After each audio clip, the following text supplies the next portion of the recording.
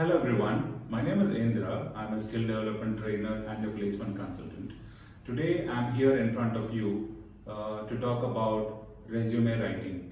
Resume or curriculum vitae, in short, which is also known as CV, is a very important document which you need to give it to the company when you go for a face-to-face interview, or you may have to send it online if somebody is asking for it because you're going for a job interview.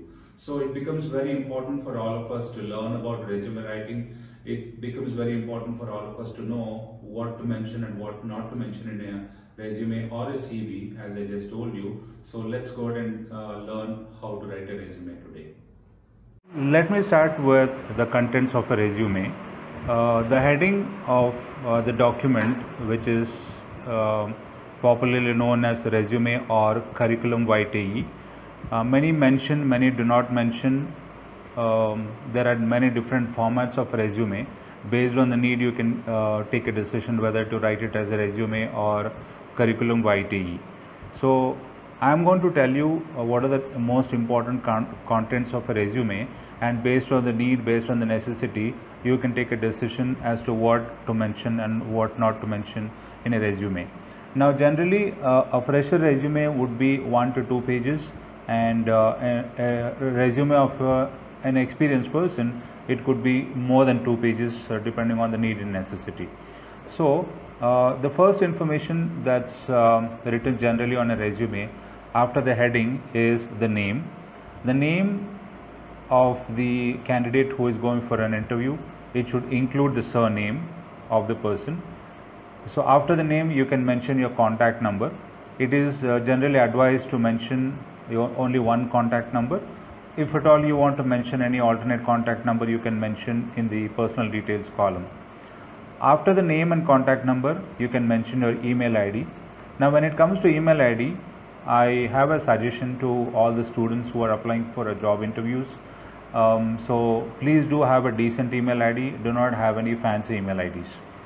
And after the email ID, if needed, you can mention the social media link.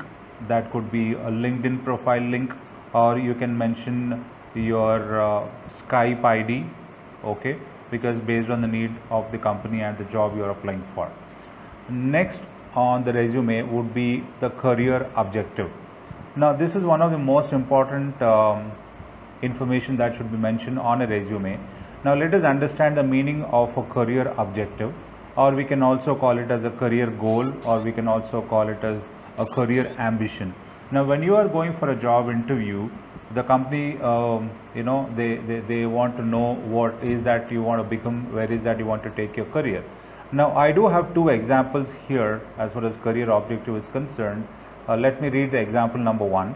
Example number 1 is a creative and skilled individual seeking a challenging career across core domain in a professionally managed company in an environment of growth and excellence, where I can exhibit the possessed skills and knowledge and work for the development of the company and myself.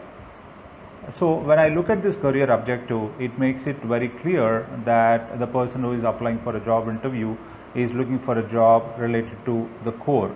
Now for example, if I am a mechanical engineer, I'm looking for a job related to my mechanical engineering.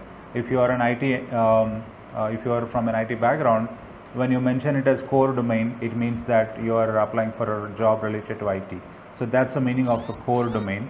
Now sample B is to associate myself with an organization that provides me an opportunity to showcase my techno-proficient skills, improve my knowledge, and to be a part of a team that works dynamically towards the growth of the company.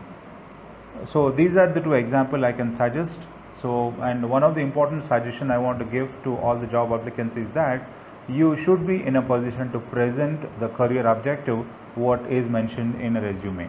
So there is no standard format, a standard length for the career objective, but you can write it in simple words and ensure that you are able to present what you've written as a career objective in your interview, because one of the most common questions that's asked in an interview is about your career objective. Next on a resume is about your educational qualifications. Now, the suggestion I have here for you as far as educational qualification is concerned is, if you are an experienced person, you can just mention your highest qualification. For example, if you have done your MBA or if you have done your BTech, go ahead and just mention your highest qualification. And if you are a fresher, then as shown in the table, so please follow that. I suggest you write the course, the discipline or the group, then the school or the college name, the board or the university you studied with, and then year of passing and the percentage. So when you mention your details in the format which I am suggesting, it becomes very easy for the person who is reading a resume to understand your educational qualification. Now let me make a point here. Nobody has got time to read the entire resume, so the maximum time one would spend on your resume is probably a minute. So ensure that your resume is simple and easy to understand. Let us not make it complicated. So going forward, there are a few more contents which I suggest for a resume or a curriculum vitae. Here I am going to talk about technical skills. And what do you mean by technical skills is that some of the technical information or technical knowledge you have. Some of the examples for technical skills I just suggest is that if you are having good knowledge, say for example at MS Office tools, you can write as proficient at MS applications or MS Office tools. In bracket you can write Excel, Word and PowerPoint. And you can also mention C language, C, C++, HTML basics, Tally, ERP9 basics and C language. So these are the some of the examples I can give for technical skills. And after you mention your technical skills, then the most important information which anybody would search for is your strengths. So I can call it as strength, I can call it as core competencies, I can call it as personal attributes, and I can call it as traits or personal traits. Well, so please understand the meaning of these words, because these are the words which an interviewer would use in a job interview. Like for example, they may ask you, tell me your core competencies, tell me about your personal attributes, tell me about your traits. So you should not get confused at that point of time. So I have few examples which I can suggest for your core competencies or strength. One is good communication skills. You can write it as good communication skills. You can tell to the interviewing person that you are good at verbal and written communication skills. You can also mention that you have interpersonal skills. You are determined and a focused person, and you are good at time management skills. You are a self-motivated person with a positive attitude. You are a result-oriented person. You can say that you are flexible and adaptable. You can also say that you are a team player and you have the ability to work in a team as well as an individual, and a problem-solving skills. I mean, these are few examples. My suggestion to all of you who are going for interviews is that as we are going to talk in another video about interview preparation, so one suggestion I can put it forward here is that you need to understand what the company wants. It could be the technical skills or the core competencies. So I suggest you present what he is looking for, and it's always advisable in an interview to talk what the interviewer expects you to talk instead of what you want to talk. So that's about your core competencies. You can also mention if you have undergone any trainings, and if you have any certificates, I can call it as certified trainings. You can mention your training and certifications. For example, if you have undergone any training on soft skills at your college, or if you've gone out to attend any trainings on soft skills and job related skills, you can also mention about that. So next item which can be found on a resume, which is advised to be written, is about your internships and projects. If you've done any internship, for example, if you are an engineering student, if you've done any internships, if you've done any projects, you can mention about your internships and projects in brief, and also on the second page you can write in detail about your internships and projects, because if you are applying for a job related to the core subjects, this information would be useful to the company. Next, which is suggested to be written on a resume, is about your extracurricular activities or co-curricular activities. If you are involved in extracurricular or co-curricular activities, you can mention about this. And next would be your achievements. If you are having any achievements, if you are having any rewards and recognitions, you can mention about that. You can mention something about your hobbies. And next would be your personal information. As far as personal information is concerned, this is something about you and your family. You can under personal information, as I am going to show in the slide, you can write about your name once again. You can write about your father's name.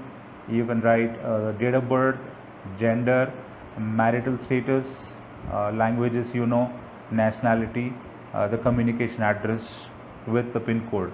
So these are some of the details which you should include in your personal information.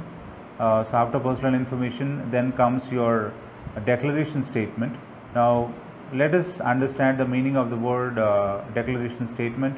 I mean, it says that whatever information you provided in a resume or the document you call it, so you are certifying that that information is true to the best of your knowledge. And okay, so what I suggest is that this is one line I can suggest. You can write as I hereby declare that the above mentioned information is true to the best of my knowledge and belief. So this is as far as the declaration statement is concerned. And below the declaration statement, you can write the date and the place on the bottom left after the declaration statement, and towards the right side you can mention your name in brackets, and ensure that you sign the document before you give it to the HR when you're going for an interview. There are a few things which I just want you to keep in mind when you're writing the resume. Number one is keep the font uniform. Let the font be uniform. I have seen many resumes where people write a few words in big capital letters like your name. So let it be uniform. But what you can do is that there are a few important words on a resume, that is your name, career objective, educational qualification, technical skills, strengths. So these are the couple of words which are important for you. So what you can do is that you can make them bold, and you can make them bold and probably you can add one color to that. I mean, the color combination on a resume would be black and white. At the same time, if you want to add a few important color to the important words, you can probably do that. Now the question many people ask is about the photograph. Should it be mentioned on a resume? If at all, photograph is generally not needed, but if you wish to add a photograph, do not attach a physical photograph to the resume, but I want you to scan it on the top right corner of the first page of your resume.